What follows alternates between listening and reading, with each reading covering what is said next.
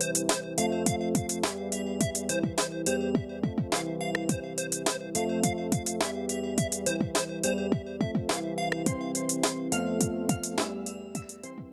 I'm Mark Croskery, and welcome to Business Live Extra, the program that looks beyond the dollars and cents to the movers and shakers in business and the capital markets.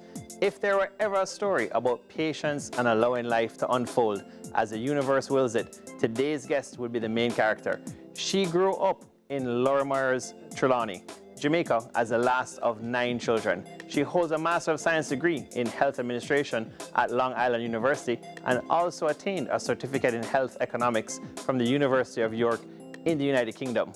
She was a nurse by profession in Jamaica, then overseas, where she continuously advanced through all ranks of nursing and later secured a job with the CARICOM Secretariat as the Health Development Officer. To respond to the growing need for cleaning and portering services in hospitals in Jamaica, she built a multi-faceted healthcare facilities maintenance, training, and human resource organization. Our guest today is Audrey Stewart-Hinchcliffe, CEO and founder of Manpower and Maintenance Services Limited Group. Audrey, welcome to Business Live Extra. Hi, Mark. It's great. Thank you for having me. And we got to do that COVID bump. Oh, we've got to do that, of course. And we are doing this on a movement day. Of course. Finally. You know, it's such a pleasure to have you on Business Live Extra. Well, it's so good to see you. You know, when I heard your name, I said, goodness, I haven't seen Mark for a while. And you are looking extravagant. You're looking great. I try. Yeah, you know, it's we've had so many guests, but you know, you've won so many awards, accolades, business accolades, and you're beaming. Well, you know, I take life as it comes, and I'm going to continue until something stops me. But right now, I'm absolutely having fun. I know, it's, you know, just everything. You're looking younger and younger. How do you do it? Well, you know, I don't take on too many things. I always tell people, if something keeps me awake one night, the next night is not my problem. I'm passing it on to somebody else. And it's true, because you tend to think you can do everything for yourself, or it's by yourself. And when you really think about it, there are others that it really belongs to, can do it better than you or can assist you. And one of my things I've always been good at is seeking help. You really don't have to carry all of it by yourself. So your mantra is really take each day at a time. Each day look at tomorrow. Time. You don't know what's gonna. You plan for tomorrow, and it's a completely different day. That's great. So really today could be a bad day, but it just doesn't stress you out. It doesn't get to you. Who would tell us last year, this time, or the year before we'd be dealing with COVID? Who knew anything about it? Well said. And see, here we are today, and what do you do with it? You know, you have to just learn to live with it and roll with it. Roll with the punches. Yes, one of my articles last week in the Gleaner was providing a roadmap how to live with it. Yeah. It's not going to go anywhere soon, and there's no point to sit and cry baby over it. Find a way to work with it. I like it. Audrey, you're known as the Queen of Clean. The Queen of Clean. I like that. A name given to me by Owen James. Okay. All right.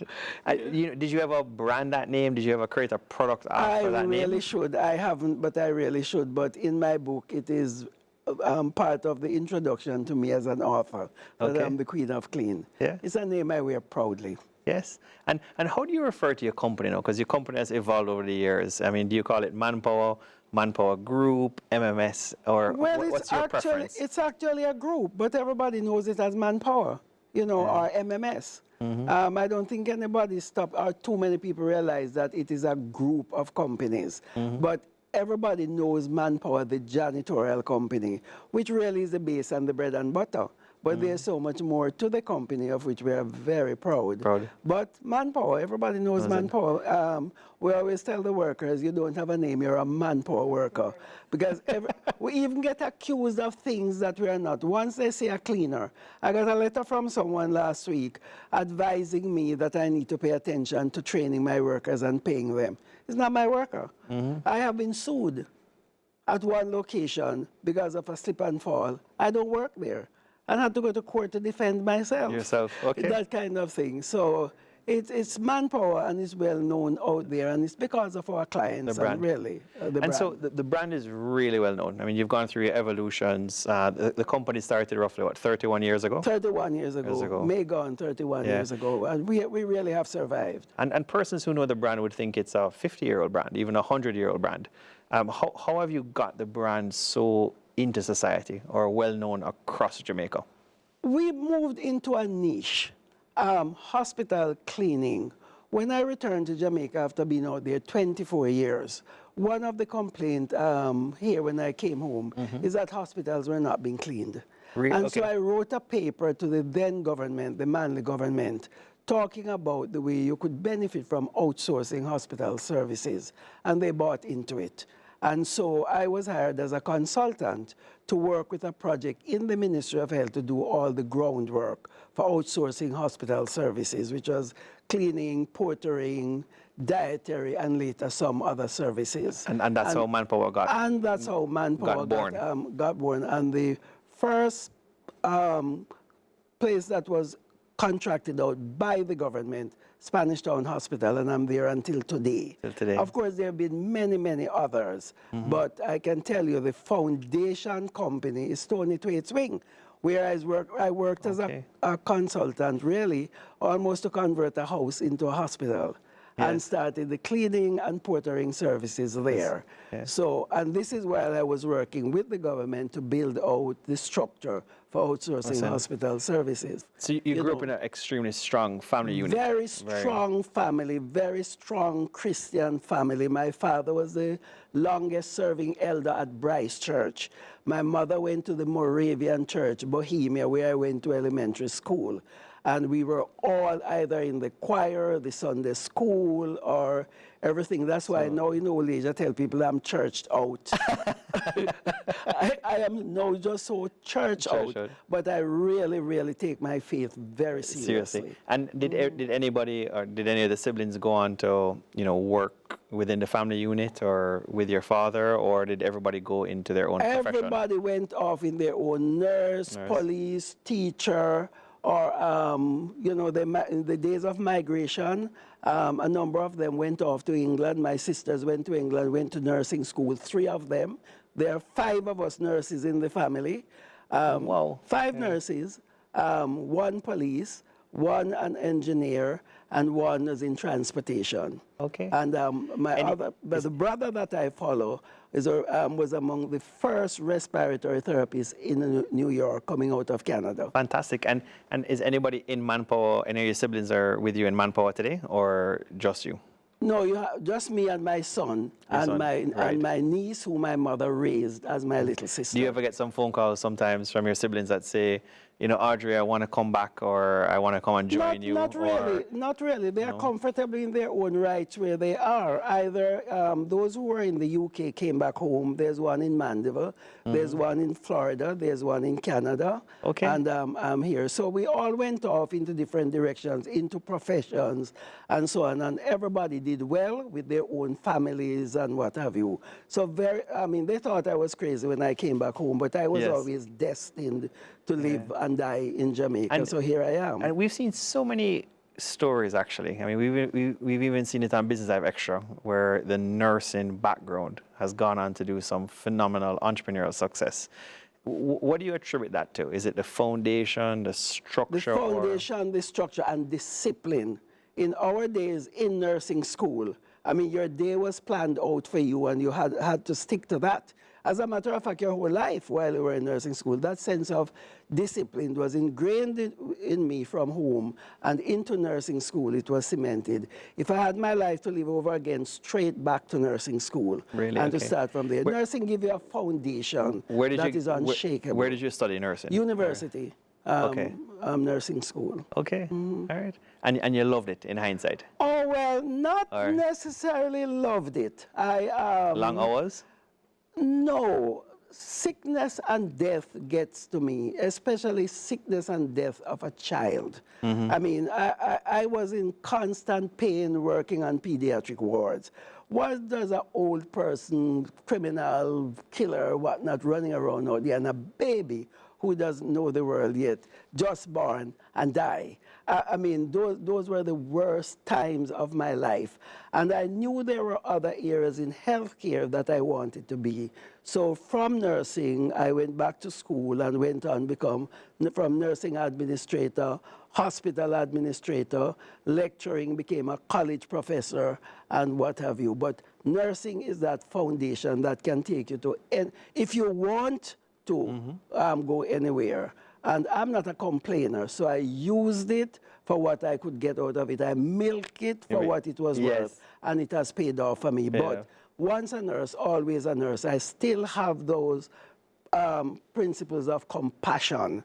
I mean, as I tell you, I look in the paper and it's not unusual to burst into the, how come this person died? This person is younger than me. Yes. I'm the oldest one. What do you mean by that? That person died and gone, leave me. And then I catch myself and said, there must be a reason why I'm still here. So get over it and get on with it. But the worst part of nursing for me was the suffering and death. It really bothered me. And did you find, Audrey, though, on the other side of the coin? Because in nursing, you probably meet a tremendous amount of persons. I mean, did you build extraordinary relationships? Did you meet a lot of persons during those 24 years? There are some that I met as patients and my nursing colleagues. A lot of us are very good friends today. Actually, those of us who were trained at university, some came back from England and what have you. One of my best friends, my touring partner, was one of the nurses I met at university who came back from England, Jean Williams. I mean, shout out to her. Yes. We go everywhere together. We travel together. We don't know what it is to quarrel. We understand each other. We probably can finish each other's sentence. Yes. And of course, there are many, many others, or children of persons that I met while I was, when I was in nursing. That's great. So my network really is based on people in hospitals. During that 24 years During nursing. that time, We're going to come right back to that, Audrey. Yes, Thank you. We take our first break on Business Live Extra. More when we return.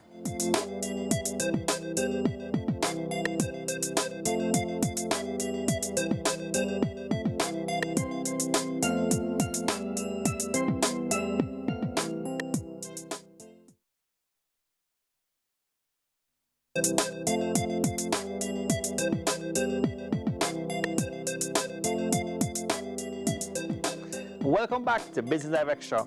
Manpower Maintenance Services Limited was registered in May 1990. The company was established primarily to provide janitorial, building, and ground maintenance services to healthcare institutions, but later attracted commercial businesses because of its proven track record. MMS is a full-service human resource and facilities maintenance company, providing clients with services island-wide with best-in-class, cost-effective solutions. Manpower's commitment to a consistently high standard of performance is guaranteed by a few of their core values of honesty, professionalism, responsibility, and flexibility. Their mission is to provide solutions in facilities maintenance, the workforce, education, and training, and outsourced services. Audrey Stewart-Hinchcliffe, CEO and founder of Manpower and Maintenance Services Limited Group.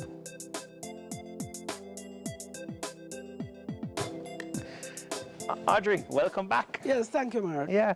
So, with Manpower, you had 24 years in nursing. Yes. You got that foundation, the infrastructure, discipline, as you call it. And besides, of course, seeing some of the things you saw, you probably made some great relationships and everything. But the light bulb of Manpower, yes, the great brand that we see today, they would see you in the news, growing up and over the last couple of decades. Yes. Where did this light bulb come from? Out of adversity. Really? Not inspiration? When I returned to Jamaica, having been away 24 years and thought I was going to be the belle of healthcare and somebody's going to hire me, it just did not happen. And I had to work. My children were left abroad. They were in university.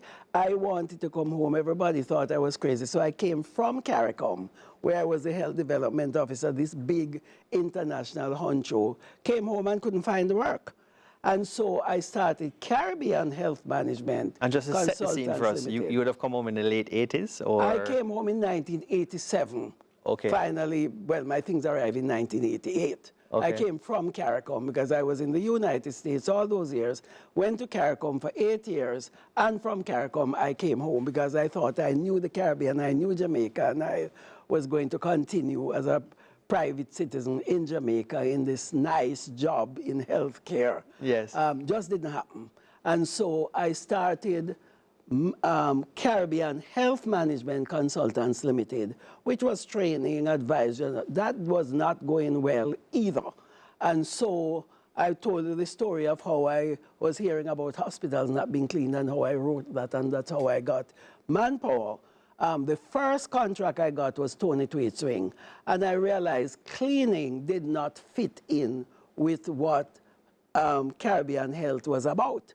And so I formed Manpower Maintenance Services, which now was the full-blown janitorial and related services. And Caribbean Health, was it that it was like a consultancy, so the earnings were cyclical? Or non-existent. None. Non-existent. Okay. But I want to tell you, Caribbean Health is alive and well today, providing occupational health services to a major company where we provide first aiders and so on. And we do a lot of training. Like the training. Okay. Training still in health. One of the training we have going on now is occupational health aid with a focus on COVID.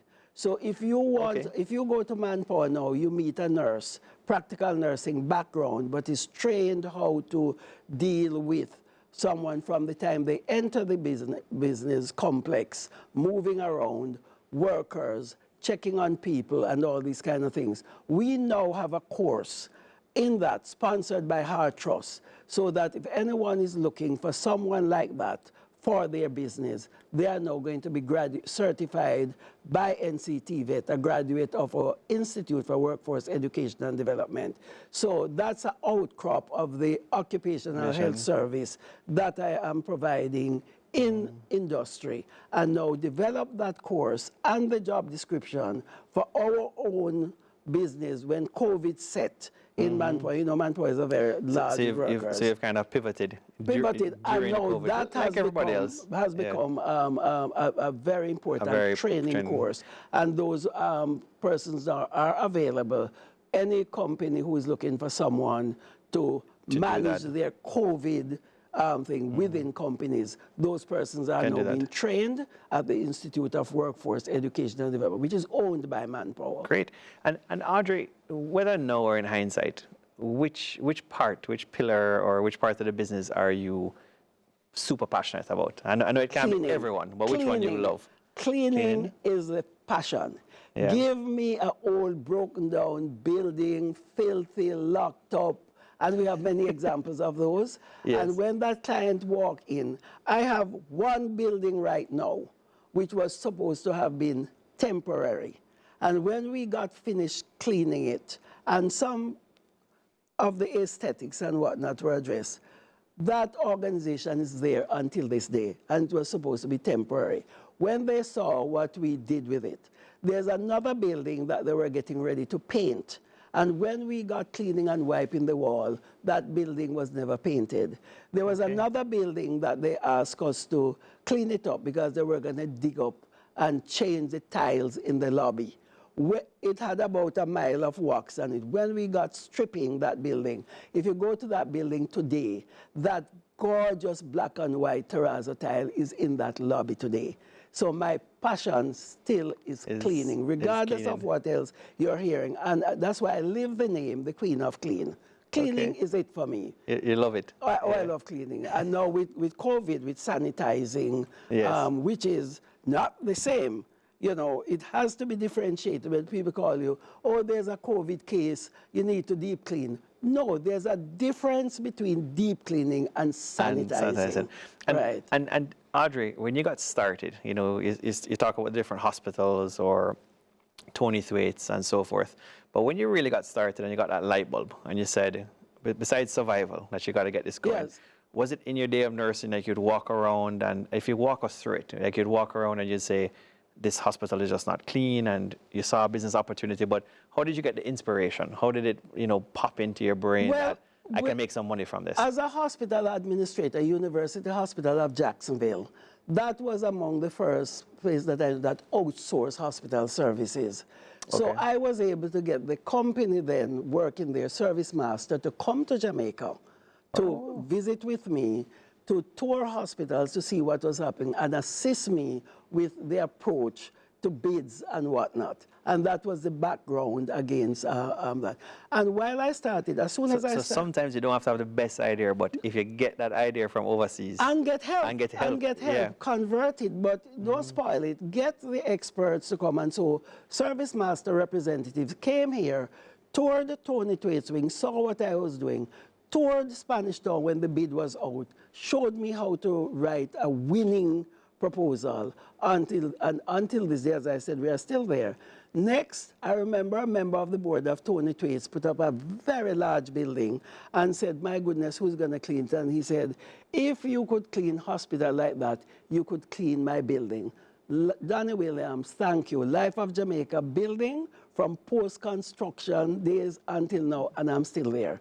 So my 3 foundation companies, and kudos to my clients and, you know, taking license to be using their name. Tony Twaits Wing, LOJ, now Sagicor, and Spanish Town Hospital. So really, your good work led to more work. More work. And word of mouth and they got the Queen Clean brand going. That's right. And I mean, you're showing that a large building can be cleaned, a hospital can be cleaned, and as they say, for manpower, the rest is history. But how did it become this brand? Clients were looking at the way the place was, and they're saying, well, what's the differentiation here? It's training workers. Training workers, and so that now, as you know, is a big business for us, and we now have a company that train workers, because clients started hiring away the workers from Manpower. I said, but wait, there's a business here too. Yes. So I can train people for others. It took off really, really, really well. And then the next thing, they're saying, but if you can manage, I have a workforce right now of close to 3,000 workers, and everybody's worrying about, boy, to manage these people and this and that. I'm saying, you don't manage people. You don't supervise people. You don't supervise them. You train them to perform, and you are supervising their performance. You train them to manage themselves. And so clients started saying, well, if you can manage that large workforce, you can manage mine. And so we went into labor management. And so that's how come the Manpower brand came about. So there's cleaning and sanitation, building services under Manpower, training under Institute for Workforce Education and Development, and labor management under Manpower and Maintenance Business Services. And of course, I guess I'm sure you'll be talking about how we have grown, the outcrop of that, but basically, that client base for the cleaning business, janitorial and related service, is what has led us into other areas of growth, growing organically or seeing other opportunities. And it is basically pushed or led by clients. So while I'm getting all the glory of being this great person and what have you, I have to give the kudos to the clients who saw our capability and had the confidence in us to provide them with the variety of service that they purchased from Manpower. That they did with Manpower. Yes. Yeah. Well, that sounds great. And where do you find, or what are your thoughts on, during that evolution, where do you see yourself kind of going next with necessarily the client? Well, we always sit and plan, and we have 5-year plan. For example... But do you see yourself adding, a 6th pillar or another product, or do you see yourself just kind of keeping it to these 5 right now? I think where we are right now, of course, there are other things on the drawing board, but you can't be all things to all men, because you'll lose your way and you'll crash. And of course, we don't know where we are going, especially with COVID. Yes. So right now, where we are very comfortable. Where you are now. Where we are now. And with the recent launch of sales, product sales and distribution, that is going to create another whole new thing. And almost going to run away and pass janitorial services. We are beginning to see that. And the plan that we have and the linkages we are establishing up and down the Caribbean, over into Latin America, Colombia to be specific, we are now seeing where the pillars, cleaning, janitorial and related services, training, labor management, sales and distribution. Sales and distribution right now is being developed as a division of Manpower, but we have already registered a company that you can that we are going to be moving it into. And the other area that we are being pushed into by our clients is garbage disposal. We have a company registered. We are doing some removal of garbage for some clients now, but we are not there yet. Okay. And it's not an area that we are going to be pushing ourselves into yet because we have enough on our plate. One of the things, as I said, you can't be all things. Not because you are seeing these things. Some of them are good ideas, or somebody might think is good for you. It may not be good for you, but we sit in our strategic session and really plan. Actually, we have a 20-year plan, which we work in 5-year sections. We just finished one 5-year. We sat in our how many day retreat, and we are now, July started on a new 5-year plan. All right, we're going to come back to that as well as the garbage side. Very interesting. We take another break on Business Live Extra. More with Audrey Stewart-Hinchcliffe when we return.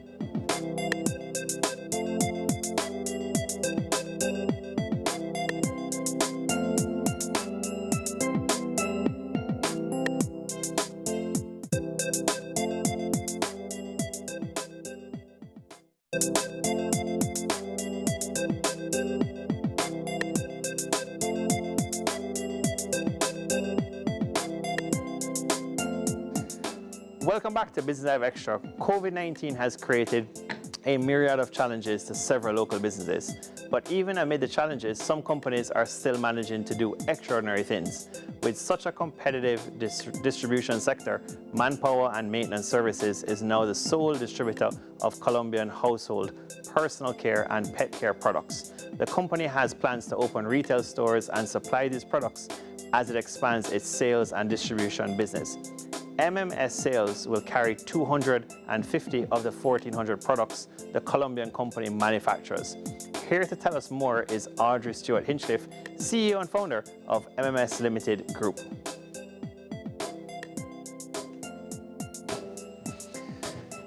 Audrey, welcome back to Business Live Extra. Thank you, Mark. You're really touching on a fascinating, interesting note there. You know, besides the 5 pillars, because a lot of the marketplace knows you for the janitorial services, the cleaning services, and we're going to get to the chemicals. But the garbage side, which is a market that seems to be dominated by a few players, although it could be a new company or a new division, is it something that the clients are really asking you for, or it just naturally latches on to the group of companies? Both. Because we are the ones who is cleaning the garbage out of the buildings. So it will be a natural fit for us to be disposing of it externally. We do have a few clients that we are doing that for now, and we are getting calls for more. But it's something that we need to develop. I don't think it's just about collecting and disposing of garbage. I think we must look at the whole comprehensive thing of recycling as well. It breaks my heart when I go to a building that has a canteen and see all these plastic bottles and whatnot to be thrown away. And we know how that ends up and what. I don't want to be part of that scene. We want to be a well-thought-out plan. And we've been talking to the forces in the government of our interest in the area. And it's one of those that is in our plan, but not right now. We are doing it on a very small scale. I think I have about 5 clients already. And others, they keep asking, when are you going to do that? When are you going to do that? We're saying, we are getting there, but because we are not one of those that just jump into things. We research it. If it's not going to be profitable, I mean, unless it's something that you want to be doing, you know, just for doing its sake. And if it supports the business, yes. But it's a very interesting area, could be a lucrative area, but it's not just collecting garbage by itself. You have to look at the recycling. You have to be concerned about where is the disposal sites and all. There's a lot of work. I know that the powers that be are doing a lot of work in that regard, and we are in touch with them, but we are not quite ready. And you know, when you mention your 5, your 10, your 20-year business plans, would it take you as far, Audrey, as maybe doing like branded garbage trucks? I mean, we have all the design. Okay. We have a company registered, and we have all the design, the logo, and every single thing. So when we think we are ready, and we don't know when, Yes. but it's on it's not even on the back burner. It's halfway to the front And if you can burner. say, would you put it under the same kind of brand, your master brand, Manpower? Has to be. We are okay. not deviating from brand Manpower. It's got to be That's part good. of it, right? Okay. And if you can share, what are some of the main things? Is it that, you know, I know at times a lot of persons or companies just want to cut the RTGS or the check to one company. So if you're already getting 5 streams or for your 5 pillars, they might just say, I want to cut, Audrey, one check to you. But that is already happening. We have clients that have 7 services, 5 services. So that is here now. So that's a big benefit. Let me just give you that. Let me give you the garbage check as well. For example, the company say, if you are cleaning, why am I giving you the toilet paper? So a big area of our business is washroom supplies. Hand towel, toilet paper. So this is like your whole procurement side, the whole the chemicals. procurement side of the business, and chemicals, right? And what have you. So that is that part of the business. That's why we said janitorial and related services, because you have under one contract you have cleaning, grounds and landscape maintenance, pest control, carpet cleaning, window cleaning, labor management, and sometimes transportation and light deliveries. So we have clients that we are paying bills for. We are cleaning, we are shopping for them, we are leasing vehicles for them, we are booking travel for them, and what have you. But as I said, you have to be very well prepared and have the capacity for these things, because you don't want to ruin your brand. So when a client is referred to us, and we get a lot of referrals, we have a call center where on an annual basis, we get over 2,000-3,000 calls. It's like we're a call center within a call center. That's how business enters. Yes. And a new company coming in will start calling from overseas. Right. And we belong to Dun & Bradstreet. Okay. We belong to building service That's a global rating company where they... Global rating. And so you find we start getting... This week, I mean, in lockdown, we are getting calls. Multinationals can call you. We are getting calls from a multinational company. Coming into Jamaica for the first time. Coming into Jamaica. We have a building that we need to be cleaned up when we come there, initial what and what. Happens all the time. Are you heavy into the BPO sector as well, Audrey? Oh, and how? Yes. Okay. Yes. We are very, very much here because of the range of services that we are able to provide. And as I said, the big part of it, the hidden part of it, is training BPO workers to move up into supervisory positions and what have you. That's a major part, a major contract with Institute for Workforce Education. I think we have maybe about 5 or 6 companies under contract now where we are training their workers. And Audrey, just talking to you today, I mean, you feel like you have just as much energy as you have now than 30 years ago. With that said, though, have you had to, you have 6 pillars, 7 pillars. Have you had to invest a lot more in your management team or a business development team? I probably couldn't tell the difference because you seem like you're on the go non-stop still. I am not out there anymore. I have not declared my retirement, but I have a management team now that I've invested in that I would not swap for any other management team in the world. Of course, my number 2, as you know, is my son, Garth Hinchcliffe, as the deputy. But my director of finance, my director of facilities management services, my director of HR, I mean, the person who spends my money is my director of HR because, we are labor intensive. But finding talent as well. Right. The management of the training institute, the management of the labor management, you have to get the skill that you need and you have to pay for it. Yes. So I could not remember when last I see Eureka Road. I have a home office now. I stay from home. Yeah. My last thing in my bucket is writing. I've been publishing, luckily. I've been writing articles for the newspaper, for the Gleaner, as you know. And that's what I'm doing now. I'm not anymore in the day-to-day management of Manpower. And I couldn't remember when last I've had to ask a hard question of what is going on here. I have a terrific management team. As at today, you're CEO? I am chairman. chairman and CEO. Right. And of course, there's a timeline for the change to take place. That is in train, and I make no bones about it.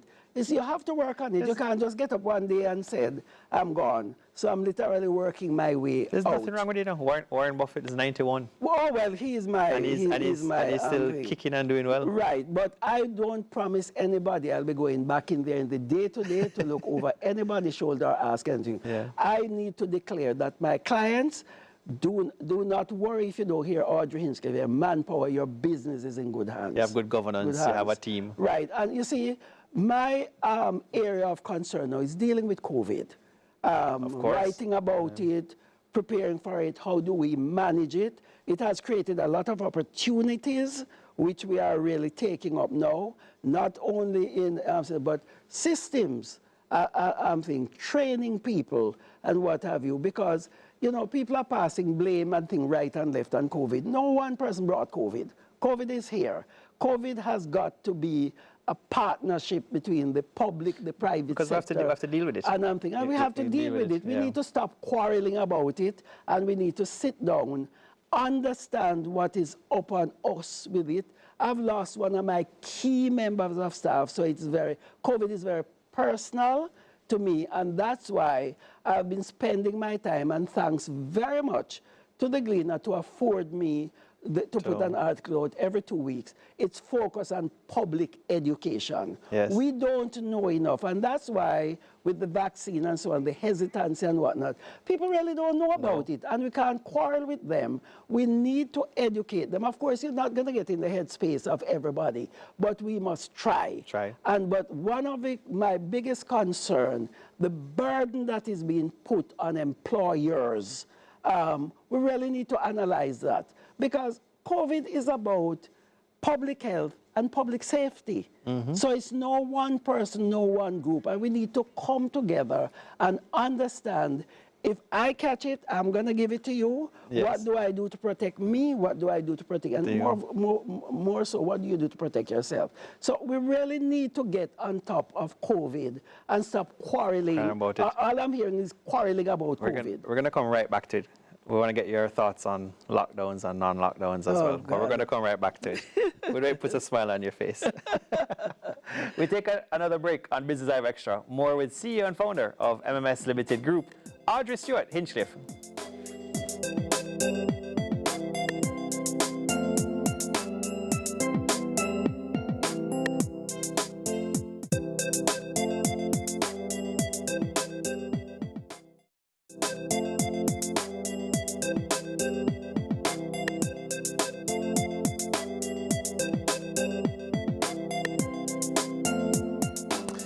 Welcome back to Business Live Extra. MMS business model is designed to accommodate bundling of services and multiple locations. The company's foray into other areas is driven by clients. Resulting from its growth, MMS has established related subsidiaries through which to offer other value-added services. Is MMS positioned to respond to ever-changing market, and will they continue to offer customers the highest quality products and services? For a final time, we're joined by Audrey Stewart-Hinchcliffe, CEO and founder of MMS Limited Group.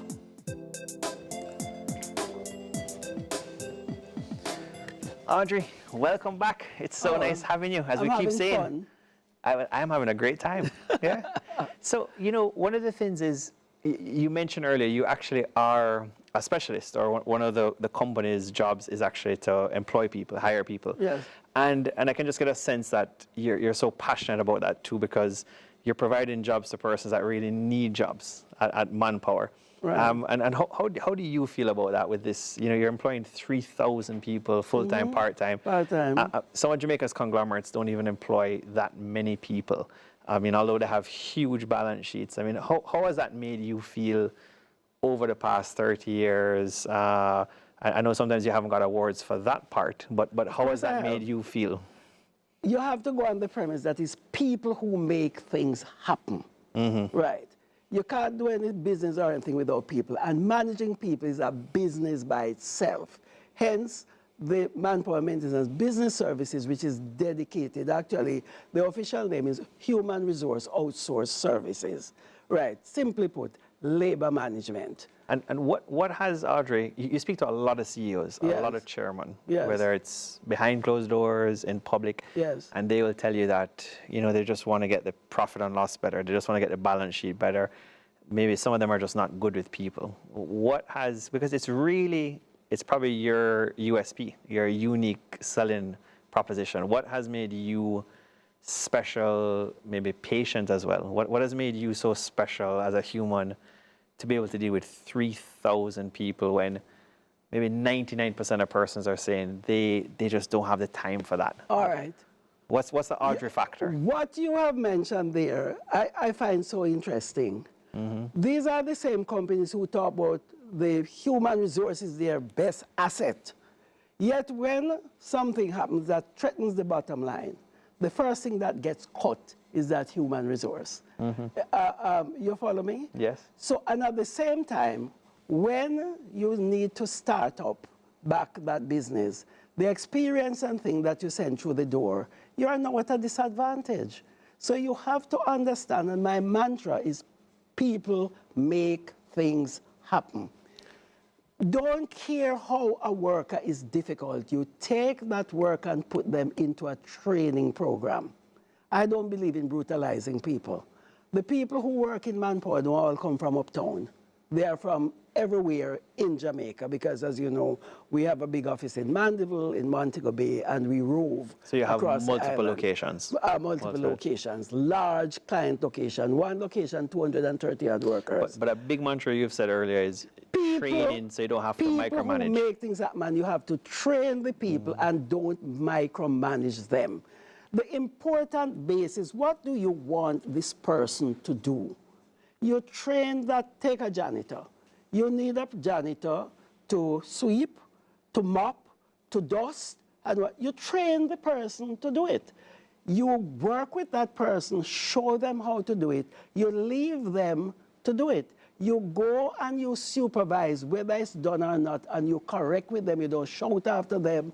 You don't beat up on them and what have you. That person grows into that and find the confidence in themselves. And one person might want to be the greatest janitor for the rest of their lives. But that same janitor might grow into becoming a supervisor. That supervisor might grow into becoming a manager. We encourage you, once you start at the base, get back into training, get into school. And you can do it right in Manpower. Because in Manpower, you can go straight up to a diploma by November with our final assessment by the university, UCJ of Jamaica, the one who evaluates schools and what have you, universities and the so on. accreditations. University Council, Right, the accreditation body. Yes. We will be having our last assessment, I think, in November. So the Institute of Workforce Education and Development will become a tertiary institution.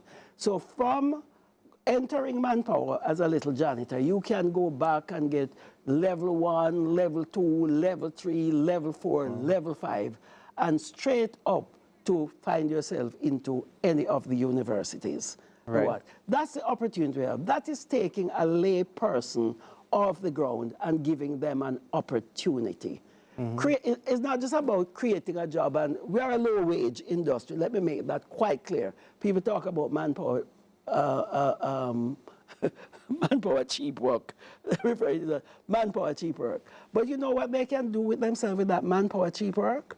It's better than sit on the street corner being clobbered or being abused or what have you. Yes. And so when you have a large workforce like I have, and it's different groupings, you go into a store, and the person who is packing the shelf may very well be a Manpower worker. The person who is at the cashier may very well be a Manpower worker. The person packing your bag may very well be a Manpower worker.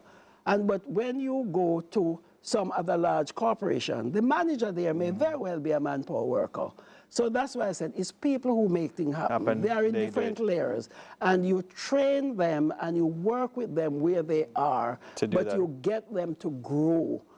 So a number of people who came into Manpower who are janitors or whatnot, they are now quality assurance coordinators. So they can really move up the ladder. They can really move up the ladder. And another thing, clients look on at that, and clients are now asking us to train their workers. I have So that's where you've kind of I gone have into one the companies example. and placed staff into clients' businesses. One example of a client wanting their workers, 1,000 odd workers across the island, to be trained.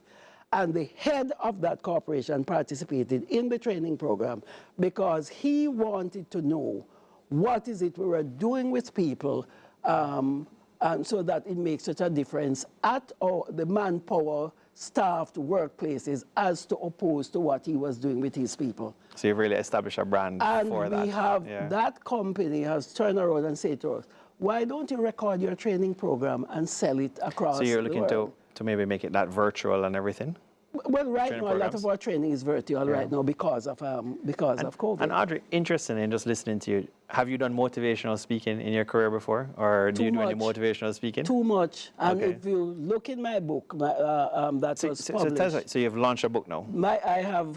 Is that that's your my book. first book? This is my second book. Okay. And the third one is to come. And what has inspired you to do that? Is it a little bit of COVID, or was this pre-COVID you plan to do it? This book is about all the speeches.